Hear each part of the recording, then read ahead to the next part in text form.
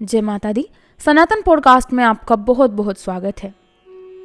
माँ दुर्गा का तीसरा स्वरूप चंद्रघंटा। माँ दुर्गा जी की तीसरी शक्ति का नाम चंद्रघंटा है। नवरात्रि उपासना में तीसरे दिन इन्हीं के विग्रह पूजन आराधन किया जाता है। इनका यह स्वरूप परम शांतिदायक और कल्याणकारी है। इनके मस्तक में घंटे के आकार का अर्ध चंद्र है। इसी कारण से इन्हें चंद्रघंटा देवी कहा जाता है। इनके शरीर का रंग स्वर्ण के समान चमकीला है। इनके 10 हाथ हैं। इनके 10 हाथों में खड्ग आदि शस्त्र तथा बाण आदि अस्त्र विभूषित हैं। इनका वाहन सिंह है। इनकी मुद्रा युद्ध के लिए उद्यत रहने वाली है। इनके घंटे सी भयानक चंड ध्वनि से अत्याचारी दानव दैत्य राक्षस सदैव प्रकंपित रहते हैं। नवरात्र की दुर्गा उपासना में तीसरे दिन की पूजा का अत्यधिक महत्व है। इस दिन साधक का मन मणिपुर चक्र में प्रविष्ट होता है।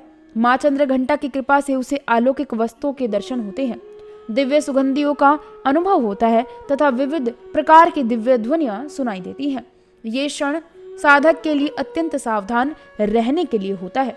माँ चंद्रघंटा की कृपा से साधक के समस्त पाप और बाधाएं विनष्ट हो जाती हैं। इनकी आराधना सद्य फलदायी है।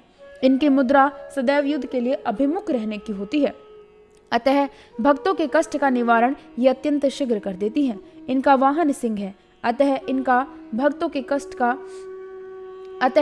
इनका उपासक सिंह की तरह पराक्रमी और निर्भय हो जाता है। इनके घंटे की ध्वनि सदा अपने भक्तों की प्रेत बाधा आदि से रक्षा करने वाली होती है। इनका ध्यान करते ही शरणागत की रक्षा के लिए इस घंटे की ध्वनि निनादित हो उठती है। दुष्टों का दमन और विनाश करने में सदैव तत्पर रहने के बाद भी इनका स्वरूप दर्शक और आराधक के लिए अत्यंत सौम्यता एवं शांति से परिपूर्ण रहता है।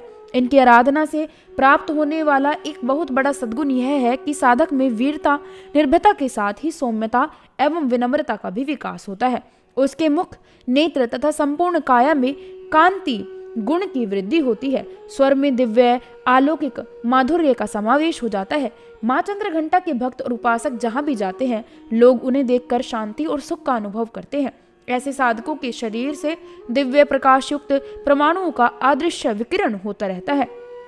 यह दिव्य क्रिया साधारण चक्षु से दिखलाई नहीं देती है, किंतु साधक और उसके संपर्क में आने वाले लोग इस बात का अनुभव भली भांति कर सकते हैं।